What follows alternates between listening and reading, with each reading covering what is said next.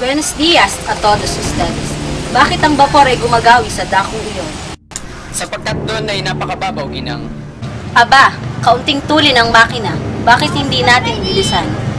Kapag bumilis pa ay maglalagos na tayo sa palayang iyong, ginang. Mangyari ay wala ni isa mang maayos na lawas sa lupaing ito. Ang lunas ay napakadali. At sa katotohanan ay hindi ko alam kung bakit walang ni sino man ang nakaisip nito. Umukay ng isang tuwid na kanal buhat sa bunganga hanggang sa labasan at paraanin ito sa Maynila. Ano lang ang bagay, magbukas ng isang bagong ilog at saka ng dating ilog Pasig. Ngunit sa kukuha na ibabayad sa mga gagawa, walang magugugol doon, Custodio, pagkat mga bilanggo ang gagawa. Walang sapat na bilanggo. Kung kayo pilitin gumawa ang mga mamamayan, bata man o matanda. Kaguluhan lamang, ay bubungan na yan. Wala din kami Mga kaguluhan? Ha! Nagansa na ba kahit minsan ng bayang Ehipto? Nagansa na ba ang mga bilanggong Hudayo laban sa banal na si Tito? Tao kayo! Akala ko'y lalo kayong nakauunawa sa kasaysayan. Ngunit ang iyong mga kaharap ay hindi mga Epsyo ni Odeo. At ang mga lupang ito ay minsan hindi nagmeksik. Sa mga panahon ng mga taga rito ay pinipilit na magakot ng malalaking kahoy upang gawin mga daong kung di dahil sa mga pari. Ang mga panahon ngayon ay malayo na. Ang pulang ito ay hindi na muling maghihimagsik pa. Bigyan man sila ng lalo mas mabigat na gawain at patawan man sila ng lalo mas mataas na buwis. Pwes, hindi ba inyo sinasabi na dalawang gusaling iyon ay pinatayo sa pamamagitan ng pagpilit sa ba't limang tao galing sa isang ibang bayan sa ilalim ng dating walang isang. At magsabi kayo, naghimagsik ba ang mga bayang iyon? Hindi. Ang nasa akin ay nasabi lang. Ikaw, Padre Sibila, ay nagpapagsalita ng Latina sa mga kabantalan. Ano katuluhan yung mga prendo kung yung bayan ay maaaring magsik? Isang mulatong Amerikano! Injong Ingles!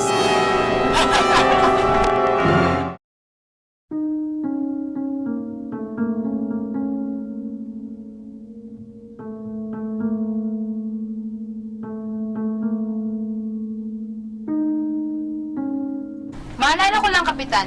Alam mo ba kung saan dako ng lawa na patayang nagngangalang Gibara, Nabara o Ibarra? Ibarra, Ginoo. Crisostomo Ibarra. Saan nga ba, Kapitan? May naiwan bang bakas sa tubig? Tumingin kayo banda roon. Ayon sa mga kaabo ng mga kawal na tumugis kay Ibarra, na malapit na siyang abutan, ay tumalon siya sa tubig at sumisid. May nagsasabi rin at 2 milya ang kanyang naabot. At nang siya sumisid ay pinaulanan siya ng mga bala ng baril at sa di kalayuan ay kumalat ang kanyang dugo sa tubig. Kung gayon, ang kanyang bangkay ay... Nakasama sa bangkay ng kanyang ama. Hindi ba't isa siyang pilibustero? Iyan ang tinatawag na napakamurang paglilibing. Hindi ba, Padre Camora? Lagi ko nga nasasabi na ang mga pilibustero ay hindi maasang magkaroon ng maringal na libing.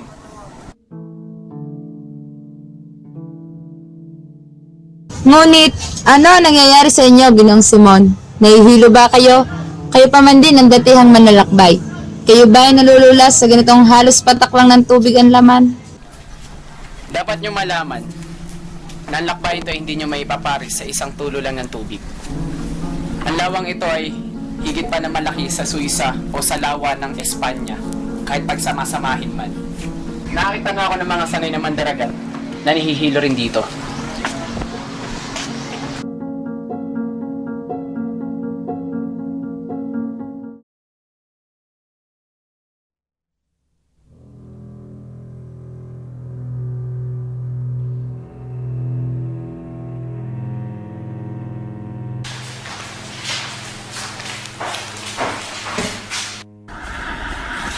Kamusta na nga pala si Kapitan Charles?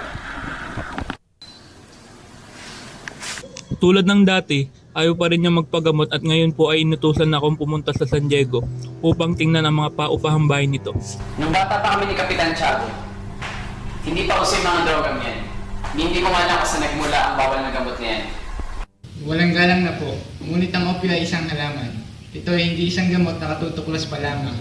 At hindi rin isang katutubong halaman na tutubo sa ganitong kapanahunan. Di ba, Basilio? Nangayon ako sa sinabi mo, kaibigan. Sa pagkakaalam ko ay meron yung opio noon. Tama, meron nga. May iba ako. Kamusta nga pala ang tinatayo yung akademya sa wikang Kastila? Mabuti naman po. Nakahanda na po ang mga guro at ang paralan na gagamitin. Sa palagay ko hindi matutuloy. Dahil tututulan ngayon ni Padre Sibilia. Matutuloy po, sapagkat hinihintay na lang po namin pagkatapos makipag-usap ni Padre Irene kay Kapitan General na niregaluhan namin 2 kabayong kastanyo at nangakong tutulungan niya kami. Ang bagang bawat eskwela, ang mga guro ay nahati sa Pilipino at Kastila. Ang mga kagamitan naman ay handog ng mayamang si Makaraig at ang isa sa kanyang mga bahay. Mabuti kung ganun. Sana'y magtagumpay kayo sa inyong plano. Paano? Mauna na ako sa inyo. Kailangan pumunta sa taas. Mayon ko na kayo. May iba nga ako. Ano nga pala sabi ng iyong tiyo tungkol kay Paulita? Teka kaibigan, tila yata ikaw namumula nang mapag-usapan natin ang iyong kasintahan. Umiibig nga naman. Sabagay, talagang kaibig-ibig ang iyong kasintahan. Maganda na, mayaman pa. Kaya nga lang ay...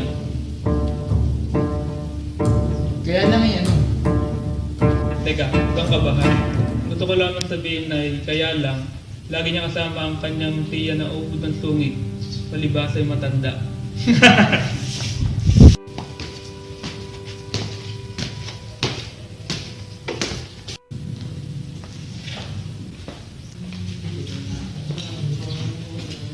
Magandang araw sa inyo.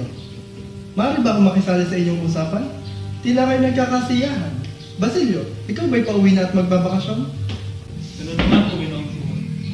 At sino naman ang iyong kasama? Kababayan mo ba siya? Hindi po, Ginoo. Ngunit magkakalapit ang aming bayan. Bakit, Ginoo? Di ba po ba kayo nakakarating sa bayan nila? Sadyang hindi ako nagtutungo sa mga lalawigan dahil ang mga tao doon hindi naman bumibili ng alahas. Sa aking palagay ay dahil mahirap lamang ang mga tao doon. sadyang hindi lamang kami bumibili ng mga bagay na hindi namin kailangan. Bueno, salamat niyo na lamang ako sa pag-inom ng serbesa. Salamat, Ginoo. Ngunit hindi kami umiinom ng alak. Hindi umiinom? Ika nga ni Padre Camora ay masama raw ang puro tubig lamang ang iniinom. Ang tubig lang ang iniinom ni Padre Camora ay wala sigurong hindi sila maririnig. Di katulad ng alkohol, ang tubig ay matabang at nakakamatay ng apoy. At pag tubig ay nagalit, ito ay handang lumawak at maging dagat na maaaring magwasak at pumatay. At pag ang tubig ay nag-init, ito ay maaaring maging singaw at maaaring tumunaw.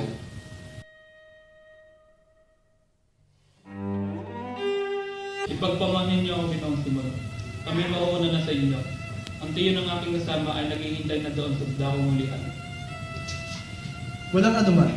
Pangarap, Basilio. Pawang mga pangarap. Bueno, ako'y mauuna na rin sa inyong dalawa.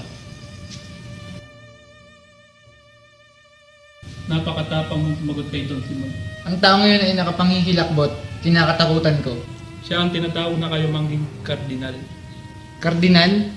Ang mahal-mahalang itim kung siya mong ibig. Si Don Simon ang sanggunian ng Kapitan General.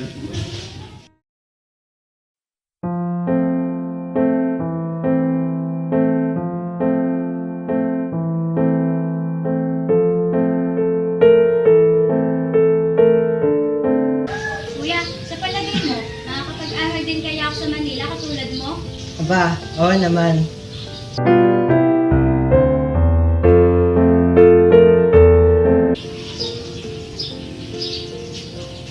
Ama, si Huli kaya, kailan kaya siya makapunta ng Manila upang makapag-aral? Kuya! Gusto niya. Sa isang taon, magsaya ka ng mahaba. Dahil mag-aaral ka na sa Maynila katulad ng mga dalaga sa bayan. Talaga, ma? Alam mo ma, iniisip ko na si Basil sa mga oras na to. Lalo ng pangako nito na pakasal sa kanya. Kuya naman! Talaga naman, di ba? Kuya! Kuya! Magandang anin natin, Ama. Maganda. Ngunit ano ang iyong pinag-aalala? Ang mga praile, Ama. Kapag umanhin ka, kapag palagay mo na ang iyong salapi ay nahulog sa tubig at sinakman ng malaking buhaya at ang mga kamag-anak niya ay sumama na sa kanya. Ngunit, Ama, sila yung maabuso na. Magpaumanhin ka.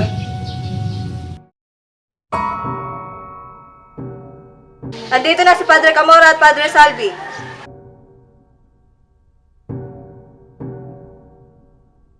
Dalasporo, mabutit nandito ka. Magandang araw, Padre. Anong inyo ipinarito? Kailangan mo na magbayad sa buwis. Ang buwis mo ay 200 piso. 200 piso? Ngunit yun ay napakalaki naman. Kung hindi magbabayad, ibigay sa iba ang tungkulin ng paglilinang dito. Tama. Kung hindi magbabayad, ipapalinang ko ang lupain sa aking mga kasambahay. Ako naghirap magtanim at mag-ani dito. Ibinuhos ko lahat ng dugot pawis ko para lang may ahon sa hirap ang pamilya ko. Ngunit hindi sa iyong lupaing nililinang mo. Ito ay pag-aari ng korporasyon. Pag-aari, nasa nakasulatan nyo na nagpapatunay na sa inyo tong lupaing ito. Meron kaming patunay. At nasa naman iyon? At bakit kailangan mo pang makita? Bakit kaya ang tagal niya lang doon? Halika, puntahan natin.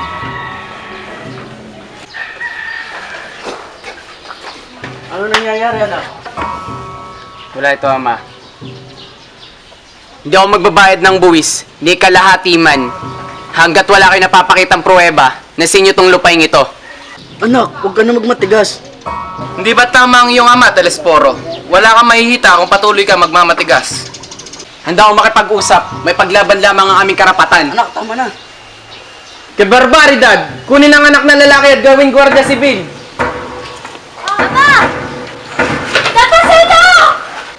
Huwag niyo kunin ang kuya ko! Uli! Huwag niyo kunin ang kuya ko!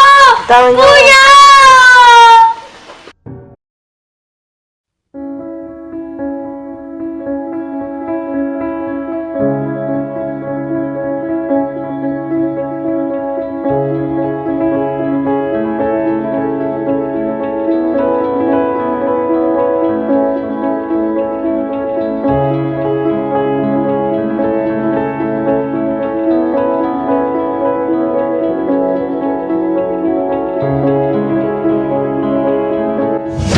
Matagal na rin ang huling punta ko rito. Naalala ko pa rin ang mga pangyayari. Sariwa pa ang lahat ng aking isip. Parang kailan lang ang masakit na sinapit ko.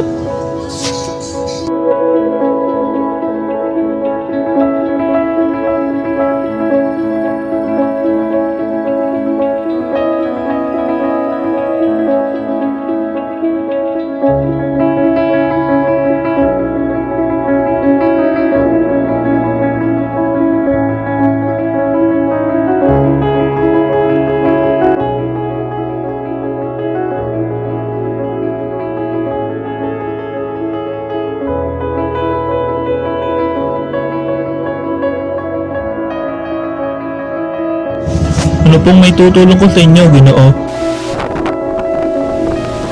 Anong ginagawa mo sa gubat na ito?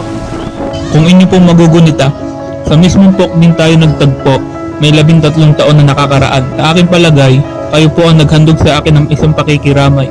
Ikaliligaya ko po kung kayo makatutulong naman sa inyo.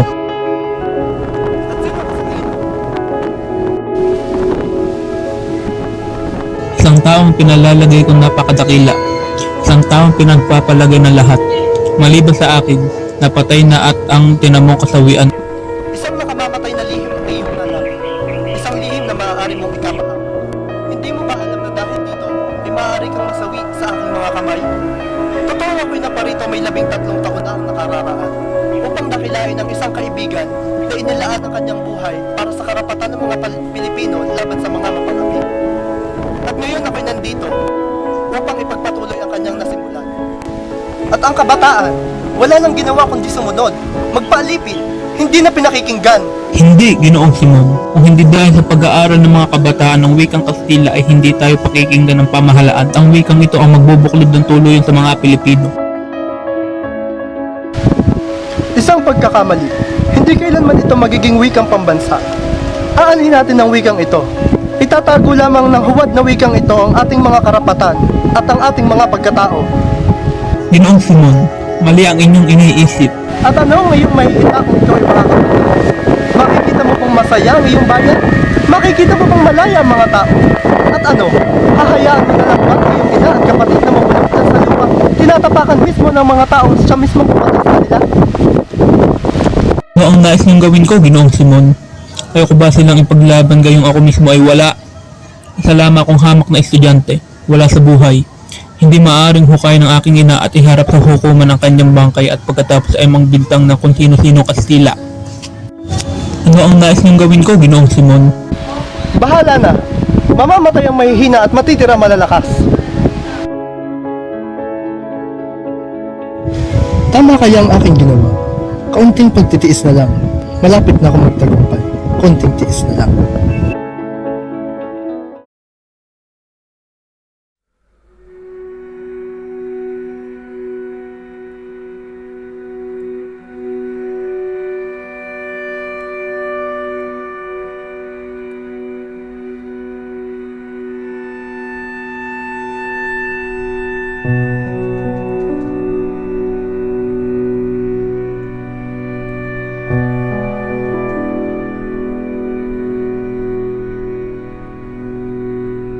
Saan ako kukuha ng 500 piso? Ang mga alahas ko ay napagbili ko na. Maliban na lamang sa agnos na ito, nahandog sa akin ni Basilio. Tama. Mamamasukan muna ako kay Hermana Petchang bilang utusan.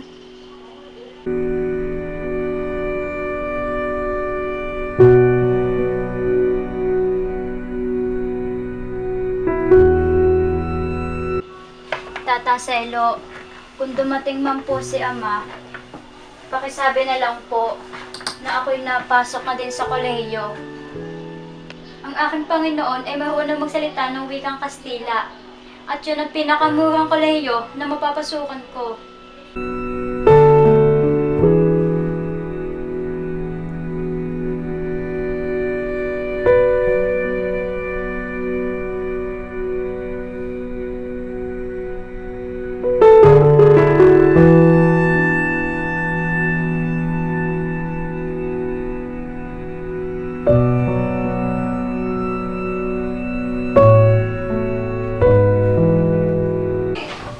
Alas po ako tapasin.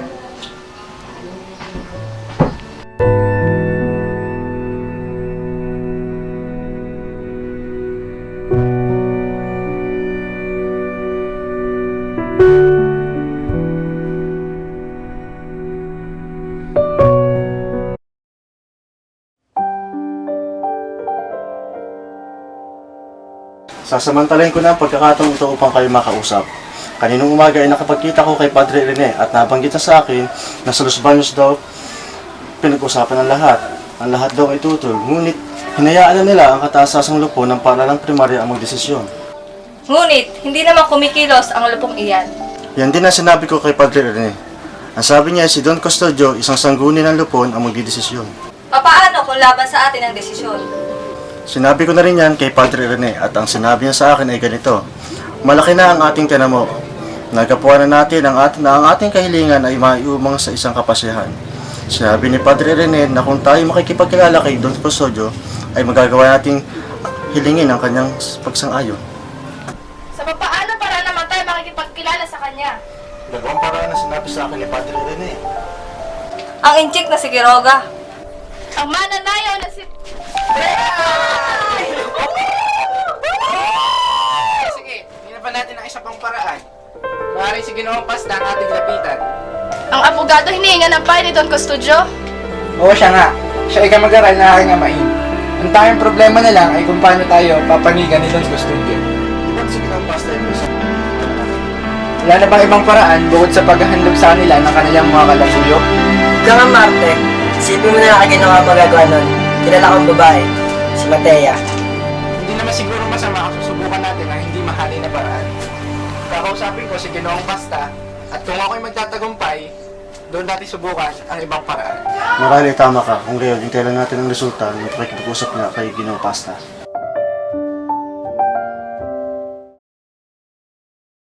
Santo Diyos, Santo, Santo, Santo Prete, Santo, Santo Immortal, Libranos, Libranos, Señor de la peste y de todo mal.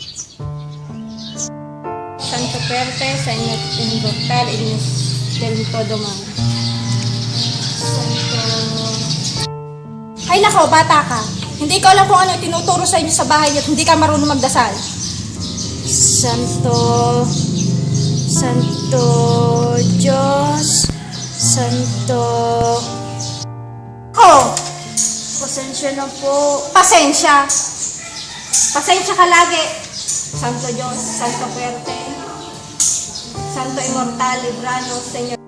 Diyos, Santo Fuerte, Santo Immortal, Libranos, Señor de la Peste y todo mal. Sumagot ka nga! Pasensya na po. Santo Diyos, Santo, Santo... Kapag hindi mo na kabisado ang pagdasal na yan, hindi ka patatawarin ng Diyos. Pasensya na po. Santo, Santo Diyos.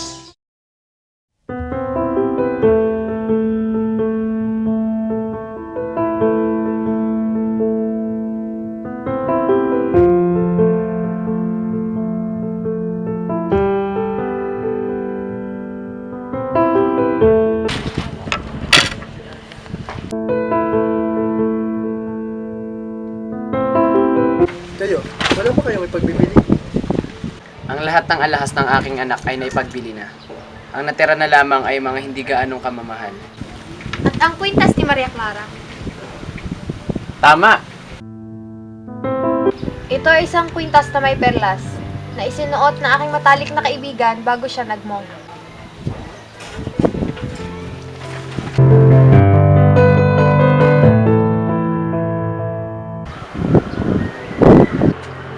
Ibig kong disenyo, ikaw may pagbibili.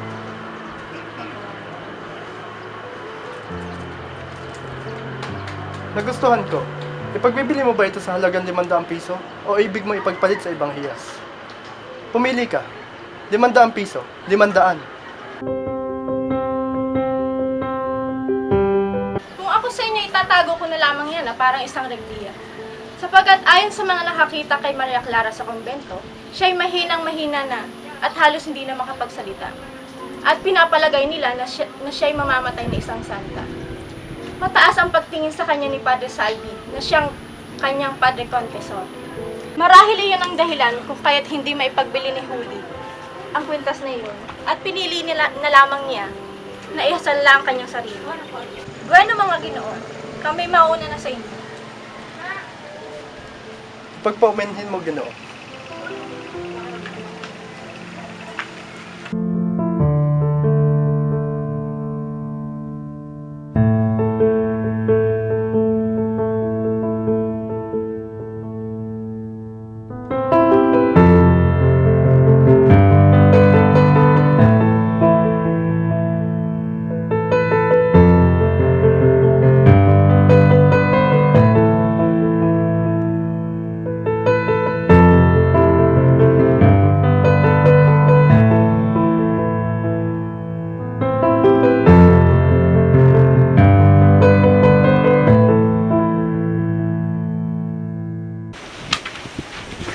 Kung tutulutan mo ako ay pupunta lamang ako sa bayan. Makikipagsangguni ako sa aking anak. Babalik ako bago magdilim.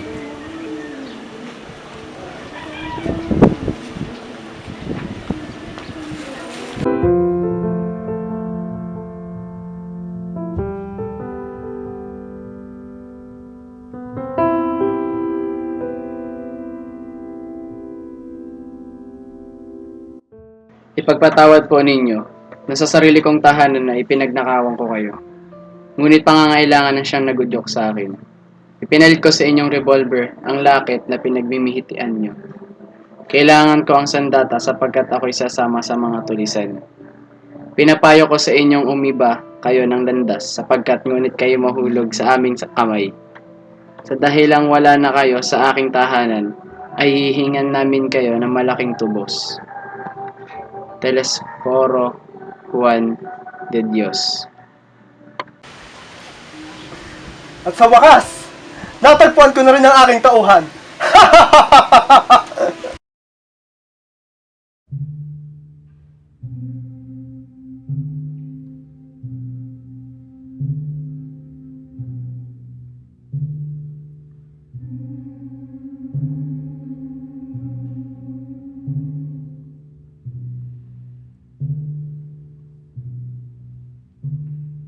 Ikaw pala Isagani. Maupo ka. Kamusta na si Florentino? May kailangan ka ba? Maraming salamat po. Maayos ang lagay ng aking amain. Sige, magpatuloy ka. Marahil ay narinig nyo ang tungkol sa balak naming mga estudyante na magpatayo ng Akademya ng Wikang Kastila. Ito ay isang bayan ng plano at panukala. Nais naming humingi sa inyo ng tulong upang mapakilin si Don Custodio sa amin. Oo. Walang makakahigit sa akin pagdating sa pag-ibig, sa tinubuang lupa at paghahangad ng pagsulong. Ngunit, hindi maaaring sumulong ng ganun-ganun na lamang. Hindi ko alam kung batid ninyo ang aking kalagayan. Isang kalagayang maselan. Marami akong pag-aari. Kailangan kumilos ng may lubos na pag-iingat. Hindi po maaaring hangarin namin kayo ilagay sa kagipitan. Ngunit napakakunti ang nababatid ko tungkol sa mga batas, mga kutusang hari at mga lathala at mga kapasyang umiiral sa ating bayan. Ay inakala kong hindi magkakaroon ng kasamaan ang makatulong sa mga adhikain ng pamahalaan. Iisa lamang ang aming layunin at sa paraan lamang kaming nagkakaiba. Diyan nga nariyan ang suliranin. Sa karaniwang sabi, ang gumawa ng isang bagay na laban sa kanyang mga panukala ay makasusugat. Inakala ko na ang pamahalaan ay dapat humanap ng matibay na saligan. Binata, nararapat na iwanan sa isang tabi ang hakbangin iyan, sapagkat mapanganib. Dapat pagkatiwala ng pamahalaan.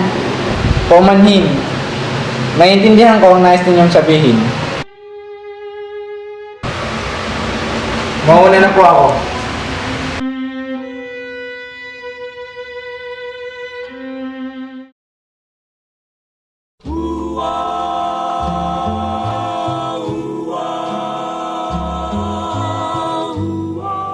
Napakatagal naman. May pagpupulong pa ako na pupuntahan. If your sweetheart sends a Custodino, Custodino. Pumunta lamang ako dito upang sabihin, huwag muna tayo magkita. Nagkakagulo ng mga estudyante. Ngayon baka ako'y pamanmanan. Custodino, my love.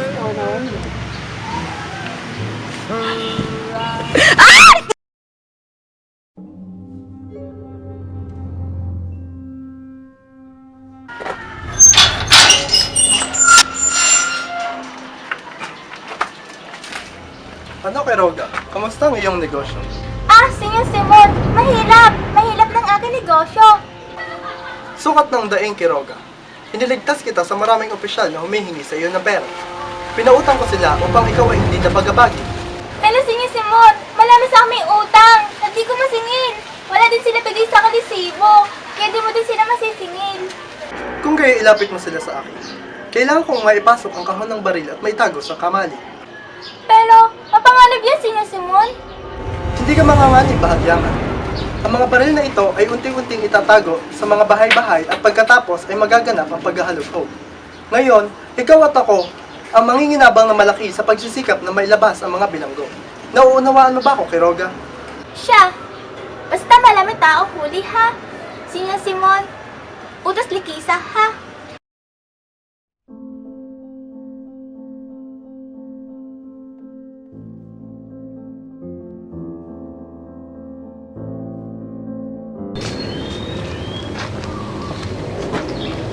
Kumusta na si Kapitan Tiago? Mahina ang pulso, walang ganang kumain, kumalat na ng tuluyan ang lason sa kanyang katawan. Parang Pilipinas, habang tumatagal ay lalo nang humihina. Napansin kong hindi mo binabasa ang librong binigay ko sa iyo. Isang oras na lamang ay magsisimula ng himagsikan. Bukas ay wala ng mga mag-aaral, wala ng mga universidad, at wala na rin ng mga magpapahirap. Naparito ako dahil sa dalawang bagay. Ang kamatayan mo, ang iyong kinabukasan. Sa panig ng umaapi o sa panig ng iyong bayan. Sa panig na umaapi o sa panig na inaapi? Di ko alam. Magpasya ka. Kailangan mo na magdesisyon. Dahil ako ang mamumuno sa pagkakagulo, ipakikiusap ko sa iyo samantalahin mo ang pagkakataon. Pamahalaan mo ang isang hukbo at lusubin ng Santa Clara. Kukunin niyo ang isang taong tanging ikaw lamang nakakakilala bukod kay Kapitan Tiago, si Maria Clara. Huli na kayo. Anong ibig mo sabihin? Si Maria Clara ay patay na. Patay? Hindi! Paano nangyari ito? Hindi maaari ito! Hindi pa siya patay! Buhay pa si Maria Clara! Ililigtas ko siya ngayon! Ginoong Simon, huminahon kayo. Wala na tayong magagawa, liban sa tanggapin ng katotohanan. Namatay na lang siya nang hindi nalalamang ako'y nagbalik para sa kanya.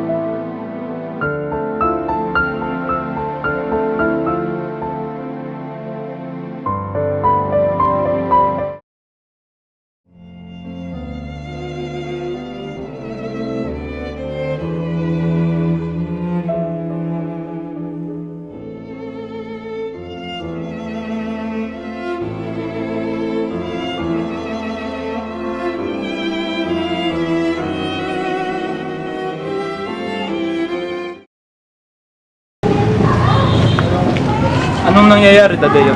Wala kaming pasok hanggang sa linggo, marahil mainam at mabuti. Ngunit anong nangyari? Bibilanggo tayong mga kasapi sa kasapian. At ikaw ba'y natutuwa dahil dyan?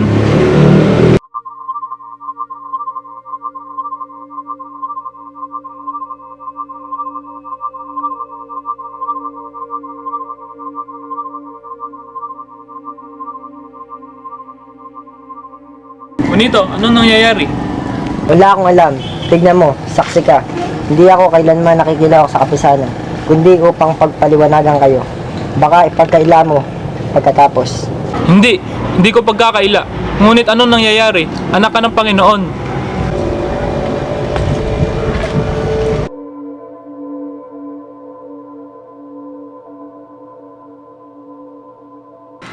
Hinahanap kong kaibigan ko na si Makaraig. Maghintay ka dito. Hintayin mo ang kabo.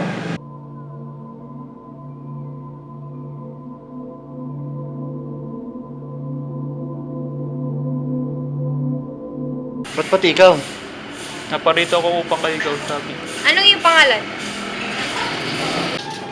Basilio po, Ginoo. Nag-aaral ng panggagamot? Kalye ang loge?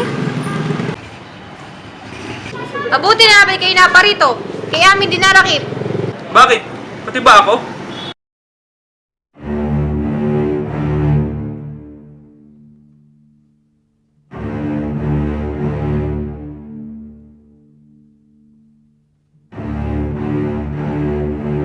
Ano ang inyong wika, Hermana Bali? Dinakip si Basilio? Oo, Huli. Nakabilanggo siya ngayon kasama na iba mga estudyante. Hindi! Si Kapitan Tiago ay patay na! Sino na nalalabing tutulong kay Basilio? Si Padre Camora. Hindi ba siyang tumulong sa iyong lolo Celo? Hingan mo siyang muli ng tulong. Tiyak na mababalayan na si Basilio. Diyos ko! Tulungan niyo po si Basilio!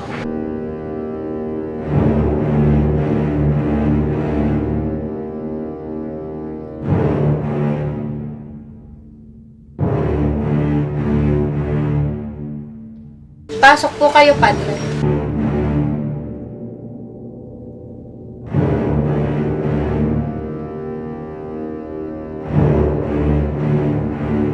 Maupo muna po kayo, Padre. Sandali lamang po at may kukunin ako para sa inyo.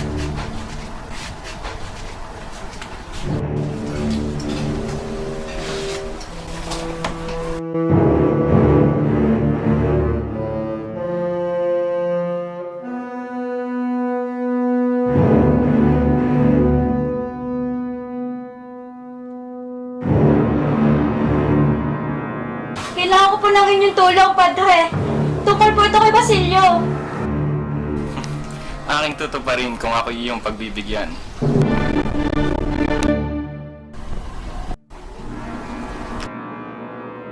Sige, tumayo ka. Padre, gagawin ko po ang lahat. Tulungan niyo lamang po ako.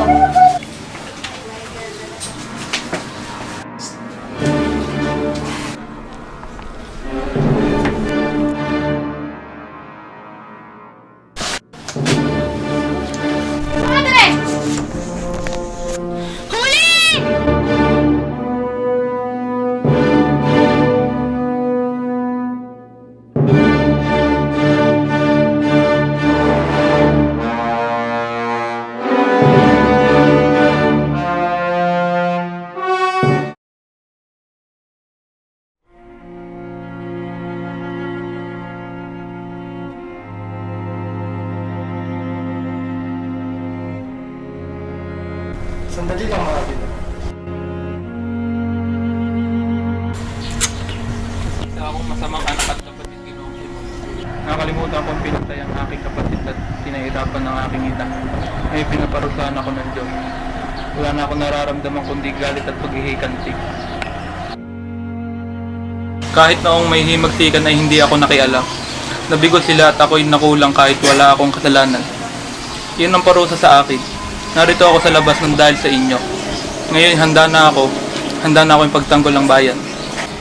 Nabigo ang kilusan ng dahil na rin sa akin. Purong sulong ang aking mga desisyon. Dahil umiibig pa ako noon. Ngayong patay na ang aking puso ay wala ng dahilan pa para umatras. Pareho na tayo ngayon. At sa tulong mo ako'y magtatagumpay. Magsasabog ako ng kamatayan sa gitna ng bango at rangya. At ikaw na may gigising sa kabataan sa gitna ng dugo. Halika sa loob at ituloy natin ang ating pag-uusap.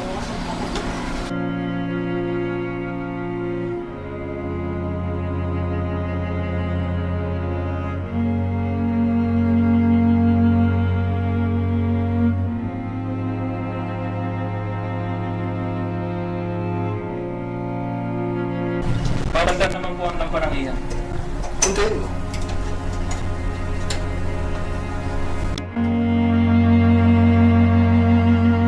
Dinamita? Oo, ngunit hindi ito basta-bastang dinamita. Ito ang mga kasawayang naimbak, mga kagagawang walang katwiran at mapangapi.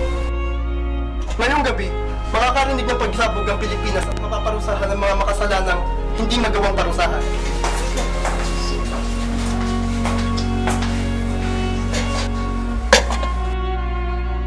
Mamayang gabi ay magkakaroon ng pista. Ilalagay ang lamparang ito sa gitna ng handaan. Napakaningning ng liwanag na ibibigay ito, ngunit ito'y pansamantala lamang. At sa pagkaraan ng 20 minuto at mawawala ito. At pag inayos ang mitsa, sasabog ang bomba. Kung gayoy, hindi niyo na pala ako kailangan. Ibang iyong gagawin. Pagkarinig ng putok ay lalabas ang mga artilyero at ang iba pang mga kinasundo ko noon. Pupunta ang lahat sa lugar na naroroonan ni Kabesang Tales sa Santa Mesa. Sabay-sabay na susugod ang lahat. Magkakagulo at nanaisin na rin ang mga mamamayan ng lumaban. Ikaw ang mamumuno sa iba. Dalhin mo sila sa bahay ni Quiroga dahil doon nakaimbak ang mga baril at pulbura. Kami naman ni Kabesang Tales ay susubukang agawin ng tulay. Mamamatay ang lahat ng mahihina, ang lahat ng hindi handa. Lahat? Kahit ang mga walang laban? Oo, lahat. Lahat ng Indio, Mistizo, Inchik, Kastilang Duwag. Kailangan magsimula muli. Mula sa dugong dadanak ay sisibol ang bagong lahi. Isang bagong lipunan na kahit kailan ay hindi na magpapaapi. At ano na lang ang sasabihin ng mundo sa gagawin natin ito? Pupurihin tayo ng daigdig. Ano nga naman ang aking pakialam? Bakit ko kailangan isipin kung pupurihin nila ito o hindi? Bakit ko kailangan ligapin ang mundong kailangan man ay hindi lumingap sa akin? Tama ka. Hintayin ninyo ako sa tapat ng simbahan ng San Agustin, ika-10 ng gabi. Lumayo kayo sa daan alas 9. Kung gayoy, magkita na lamang tayo mamaya.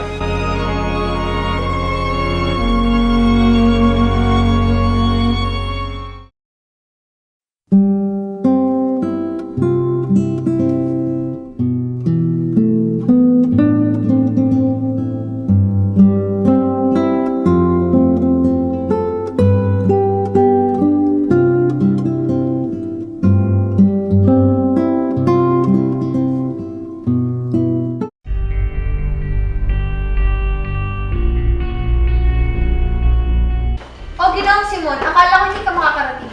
Halika, Ginoong Simon. Samahan mo kaming uminom ng serbesa. Ako'y sumaglit lamang sapagkat ako'y may mahalagang lakad. Bueno, heto nga pala ang handog ko sa mga bagong kasal. Napakagandang ilawan. Maraming salamat, Don Simon. Maaari na ba itong magamit? Oo, bakit hindi? Ilagay niyo ron sa kainan. Maraming salamat ulit, Don Simon.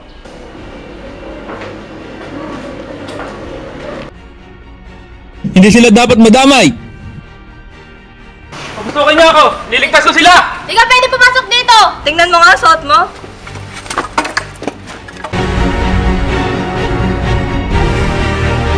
Liligtas na niya ang kanyang sarili. Dapat na rin akong umalis.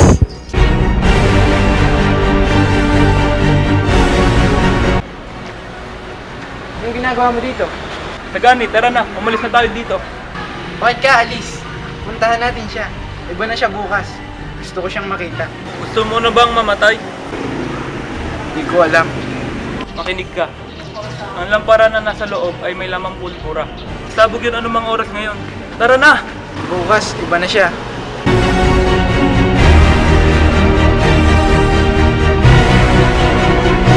Kaawaan ka ng Diyos. May nakasulat dito. Mane Tesel Pares, Crisostomo Ibarra. Isang biro yan! Hindi magandang biro. Isang pagbubanta mula sa taong matagal nang namayapa. Si Ibarra! Siya nga nagsulat nito! Ito lang ang kasiyahan. Walang dapat ipangamba. Hindi maganda ang ganyang biro. Di kaya nais niyo tayong patayin lahat? Namatay ang mitya! Padre Irene, pakitaas na lamang ng mitya.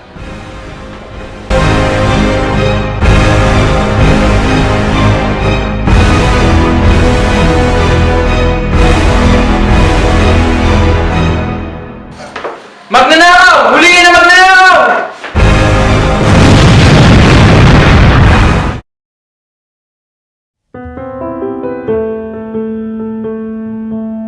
Mamamatay akong di man nakita ang maningning na pagbubukang liwayway sa aking inang bayan. Kayong makakakita, batiin ninyo siya, at huwag kalilimutan ang mga nabulid sa dilim ng gabi.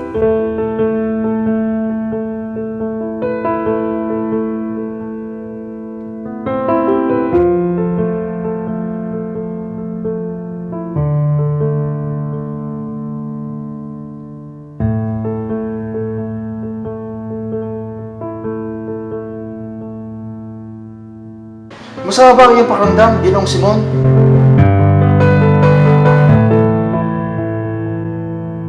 Wala ito, Padre. Mawawala rin ang lahat ng ito. Pagkaraan ng lason nito. Anumang oras ay kakalat ng lason sa aking katawan. Diyos ko! Anong ginawa mo? Huwag kayong matakot. Lumalalim na ang gabi. Nais kong ilahad sa inyo ang aking buhay. Maaari niyo po bang sabihin sa akin kung totoong may Diyos? Kahit saan tayo magtungo, nariyan ang Diyos. Padre, ayokong mamatay na may dalang kasamaan. Ako si Crisostomo Ibarra na malaon na pinagpalagay na patay na. Noong araw, pagkatapos ko makapag-aral sa Europa ay nagbalik ako upang pakasalan ng babaeng aking iniibig. Ngunit ito'y hindi natupad. Patawarin ka ng Diyos, anak. Alam niyang hindi mo ginusto ang lahat, na ikaw ay nasilaw lamang sa galit at paghihiganti. Kagustuhan niyang lahat ng nangyari. Hindi nagtagumpay ang iyong plano ng dahil sa kanya, sapagkat alam niyang hindi ito tama. Igalang natin ang kanyang kapasyahan. Palagay niyo po ba ay kaloob niya ang lahat ng ito? Walang makapagsasabi ng iniisip ng Diyos. Ngunit kailanman ay hindi siya naghangad ng masama para sa atin. Kung gayon, bakit hindi niya ako tinulungan? Sapagkat mali ang iyong pamamaraan. Pag-ibig lang nakakagawa ng takila. Bakit ako ang pinarurusahan at hindi ang mga masasamang namamahala na walang dulog kundi ang kasamaan? Kailangan alugin ang lalagyan para malimuyak ang bango. Maraming salamat, Padre. Ngayon ay payapa ng aking kalooban.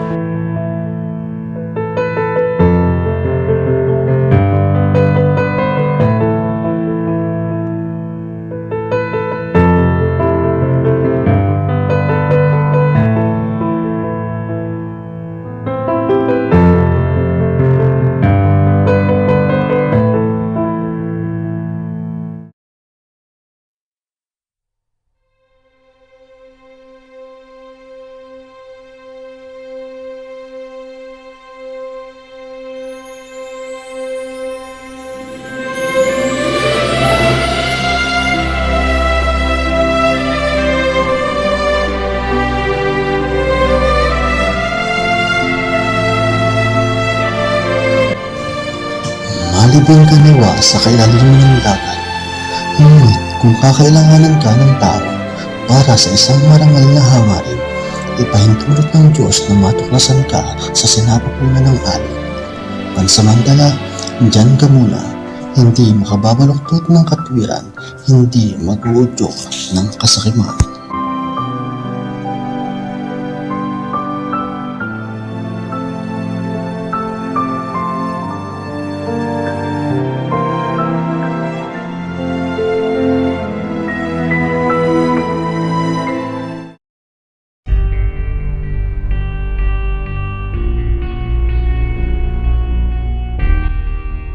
Mr. President, kailangan magkaroon ng justisya ang Pauline 44.